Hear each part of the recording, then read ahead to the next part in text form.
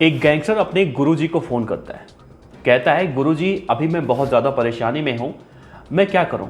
दरअसल वो गैंगस्टर जब या तो बहुत ज़्यादा परेशान होता था तो अपने गुरुजी को फ़ोन करता था, या तो बहुत ज़्यादा खुश होता था तो अपने गुरुजी को फ़ोन करता था। इस वक्त वो बहुत ज़्यादा परेशान था।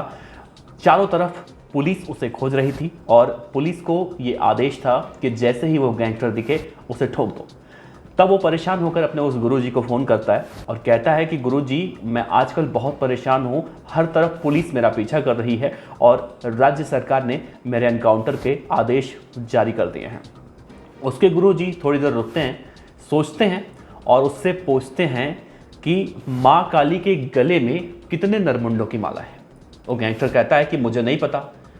फिर उसके गुरुजी कहते हैं कि माँ काली के गले में 101 नरमुंडों की माला है, कुछ समझे?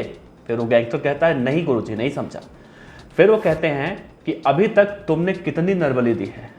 वो गैंगस्टर फिर कहता है कि गुरुजी मैंने कभी आज तक गिनती तो नहीं की है, लेकिन अब तक कईयों को मौत के घाट उतार चुका हूँ। फिर भी आप रुकिए, आज रात भर में मैं याद करता हूँ, सोचता हूँ, फिर कल मैं आपको फ़ोन करूँगा, फिर मैं बताऊँगा कि कितने लोगों को मैंने अब तक मार डाला है। उसके गुरुजी कहते हैं कि जब तुम 101 लोगों को मार डालोगे, 101 लोगों की नरबली दे दोगे, तब तुम अजय और अमर हो जाओगे।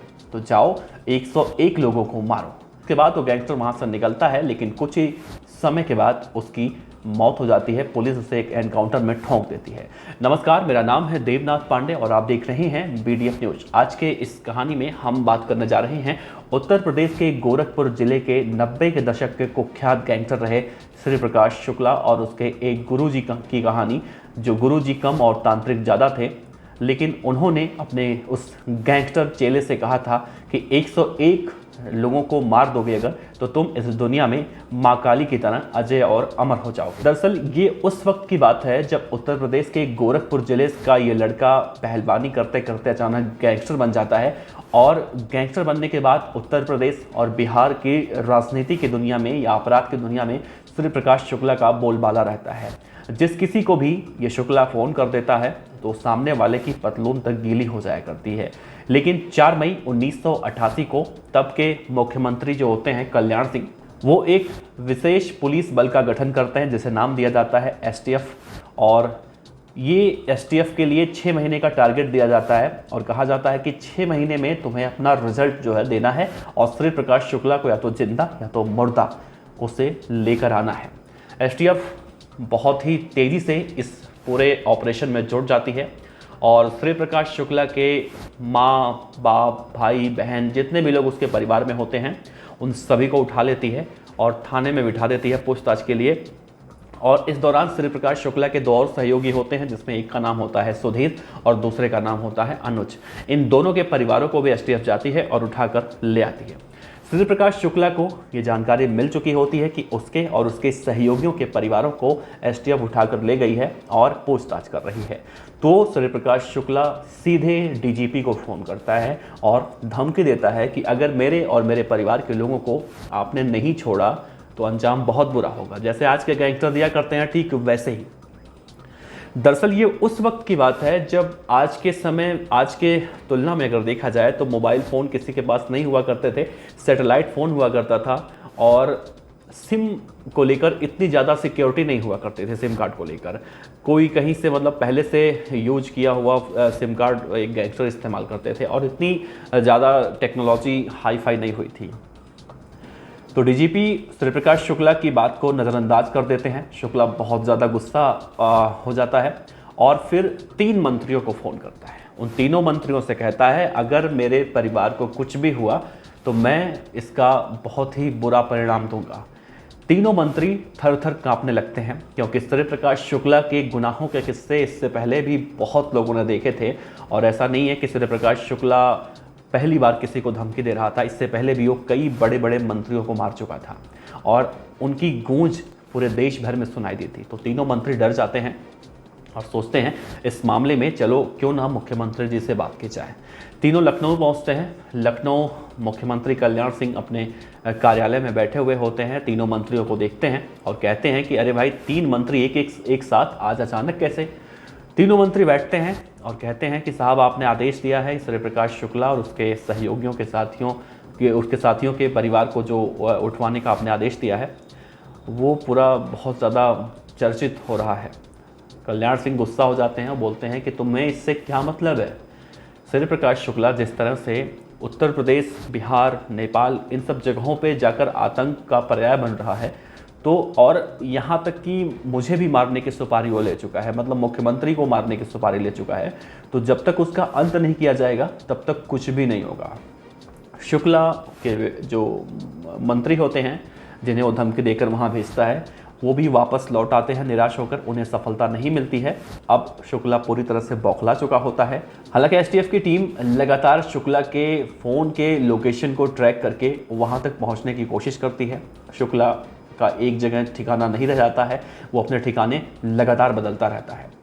इधर शुक्ला यूपी, बिहार और नेपाल बॉर्डर पर रह रह के बहुत ज़्यादा परेशान हो चुका होता है, तो सोचता है क्यों ना अब दिल्ली का रुख किया जाए। शुक्ला पहुंचता है दिल्ली। साउथ दिल्ली में एक फ्लैट को किराए पर लेता है और जिस फ्लैट को किराए पर लेता है उस फ्लैट के मालिक होते हैं पूर्व प्रधानमंत्री के सेक्रेटरी। तो शुक्ला को लगता है कि अगर इतने बड़े आदमी का ये फ्लैट है तो यहाँ पर तो कोई दबिश देने नहीं आएगा, लेकिन यहाँ से कभी फ़ोन पर बात नहीं करेंगे हम लोग अगर फ़ोन पर बात करना होगा तो हम कहीं 10-20 किलोमीटर दूर जाएंगे और वहाँ से फ़ोन पर बात करेंगे। तो इस दौरान वो जहाँ जहाँ जाता वहाँ पुलिस अगले दिन उसको देखने को मिल जाती। दरअसल पुलिस उसके लोकेशन को ट्रैक कर रही थी और लेकिन फिर भी शुक्ला का वो पता नहीं लगा पा रही थी। फिर शुक्ला एक दिन जाता है उसी रास्ते पर जहाँ पर वो एक दिन पहले गया हुआ होता है। शुक्ला वहाँ पर पुलिस को देखता है तो उसके दोनों साथी अनुज और सुधीर कहते हैं कि भैया मैंने आपसे मना किया था कि इतना फ़ोन पर मत बात करो, देखो पुलिस फ़ोन पर बात करने की वजह से यहाँ तक पहुँच गई। शुक्ला उसे डांटता है, कहता है चुप, जाके पता करके आ सामान लेने के बहाने कि वो लोग क्यों आए हैं यहाँ पर, हो सकता है वो लोग किसी और के लिए आए हों। वहाँ पर जाता है सुधीर और उस दुकान पर सामान लेने के बहाने से तो जाता है, तो उसे मालूम चलता है कि ये तो सूर्य प्रकाश शुक्ला के लिए यूपी एसटीएफ है और खोज रही है। वापस वो भागा आता है, शुक्ला से कहता है भैया ये लोग कुछ टावर ओवर का नाम ले रहे थे, मोबाइल टावर का, और उसी के ज़रिए हमारे तक पहुँच रहे हैं। शुक्ला को ये लगता है कि ये झूठ बोल रहा है क्योंकि हमेशा से ये ऑब्जेक्शन उठाता है मोबाइल पर बात करने के लिए, हो सकता हो इस नाम से वो डरा रहा हो हमें। फिर शुक्ला कहीं और जाता है 50 किलोमीटर दूर, वहाँ से लोग बात करते हैं, पुलिस वहाँ पहुँचती है। फिर दूसरे दिन वो वापस उसी जगह पर आ जाते हैं जहाँ पर एसटीएफ के अधिकारी वहाँ शुक्ला को खोज रहे थे। सूर्य प्रकाश शुक्ला अपने दोनों साथियों के साथ उस दुकान पर पहुँचता है, एक कोल्ड ड्रिंक मांगता है, दुकानदार से पूछता है कि अच्छा भैया ये बताइए कि ये टावर लगाने में कितना खर्चा आता है, कैसे क्या होता है। वो दरअसल वो जानकारी चाहता था कि ये टावर का खेल है क्या। दुकान वाला इतना सुनते ही एकदम से बौखला जाता है, कहता है यार क्या बात है, आजकल आप लोग टावर बहुत पूछ रहे हो। अभी कल पुलिस वाले आए थे और 3-4 लोग आए थे, सब लोग टावर के बारे में पूछ रहे थे। शुक्ला जैसे ये शब्द सुनता है वहाँ से भाग खड़ा होता है और वहाँ से निकलने के बाद अपने फ्लैट की तरफ जाता है। तो रास्ते में उसे याद आता है कि क्यों ना अपने तांत्रिक गुरुजी जो कि कोलकाता में रहते हैं उनके पास फ़ोन किया जाए और उनसे पूछा जाए कि अब मैं क्या करूं। दरअसल शुक्ला के जो गुरुजी थे, शुक्ला उन्हीं से पूछ के सब काम करता था। ये बातें उस समय के एसटीएफ में अधिकारी रहे और रिटायर्ड आईपीएस राजेश पांडे ने अपने एक यूट्यूब चैनल पर ये बातें शेयर की हैं। सूर्य प्रकाश शुक्ला से रिलेटेड जितनी भी बातें थी वो लगातार इस ऑपरेशन में शामिल रहे हैं। तो अब वो इस शुक्ला के एनकाउंटर से जुड़ी हुई सभी बातें वो अपने यूट्यूब चैनल पर बताते हैं। तो राजेश पांडे के हिसाब से वो गुरुजी जो था, वो शुक्ला ने उसको फ़ोन किया जब बहुत ज़्यादा परेशान हो गया, परिवार को पुलिस ने उठा लिया, हर जगह से उसकी मतलब सामत आ चुकी थी। तो उसके गुरुजी कहते हैं वही बात कि शुक्ला तू एक काम कर, माँ काली जिस तरह से अपने गले में 101 नरमुंड की माला लटकाकर अजय अमर हो चुकी हैं, ठीक उसी तरह से तू जा और अभी तक तूने जितने ही गुनाह किए हैं उनको गिन, और जब 101 पूरा हो जाए तो तू भी कुछ ऐसा करना, तू भी इस दुनिया में हमेशा हमेशा के लिए अजय और अमर हो जाएगा। शुक्ला एकदम खुश हो जाता है क्योंकि गुरुजी की बातें उसे लगातार प्रभावित करती हैं और इस गुरुजी की इसी बात को मानकर वो वापस अपने फ्लैट पर जाता है और वहाँ से निकल कर वो गाज़ियाबाद के लिए निकलता है क्योंकि गाज़ियाबाद में उसकी एक गर्लफ्रेंड रहती है। और जैसे ही वो आज के इंदिरापुरम की हम अगर बात करें, इंदिरापुरम के पास पहुंचता है तो उसी NH-24 पर जब मोहन नगर लिंक रोड पर जब शुक्ला पहुंचता है तो वहाँ पर पहले से ही यूपी पुलिस एसटीएफ के जो अधिकारी थे वो घात लगा कर बैठे थे, क्योंकि उन्हें शुक्ला के एक एक मोमेंट की नज़र थी, एक एक मोमेंट पर वो उन्होंने अपनी निगाहें गड़ाई हुई थी।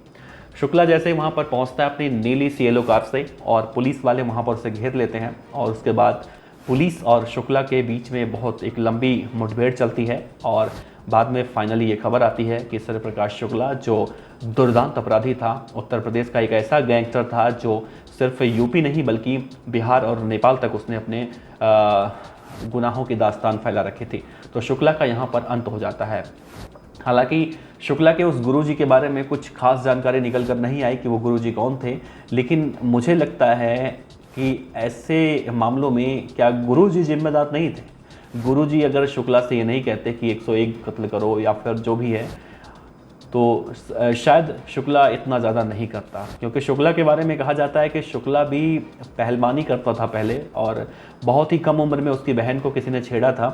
तो अपनी बहन की बेइज्जती का बदला लेने के लिए शुक्ला ने हथियार उठाए थे और उसको मार डाला था, और उसे मारने के बाद वो जेल जाने के डर से वहाँ पर किसी बड़े नेता के संपर्क में आया था, और फिर वहाँ से उस बड़े नेता के जरिए वो विदेश में भी गया था, और वहाँ से वो जराइम की दुनिया का ABCD सीख कर तब वापस लौटा था, और उसने जो उसके बाद गुनाह करने शुरू किए, फिर शुक्ला कभी वापस लौट कर नहीं आया। और आज भी सूर्य प्रकाश शुक्ला के नाम पर एक दहशत देखी जाती है, और यूपी के गोरखपुर ज़िले में उसके गांव में आज भी, जो माम खुर्द उसके गांव का नाम है, वहां पर आज भी लोग उस गांव के चर्चे सुनते हैं, और यही कहा जाता है कि यही वो माम खुर्द गांव है जो सूर्य प्रकाश शुक्ला जहां पर पैदा हुआ था। बहरहाल सूर्य प्रकाश शुक्ला के बारे में आपका क्या कहना है, आप ज़रूर बताइएगा। आपका बहुत बहुत शुक्रिया। देखते रहिए BDF न्यूज़। साथ ही आप इस वीडियो को लाइक कीजिए अगर आपको अच्छा लगे, और आप किसी और गैंगस्टर के बारे में जानना चाहते हैं तो हमें इंस्टाग्राम, फेसबुक और नीचे कमेंट बॉक्स में भी बता सकते हैं। आपका प्यार हमेशा ऐसे मिलते रहे। उम्मीद है आप अच्छे होंगे। बहुत बहुत शुक्रिया आपका। नमस्कार।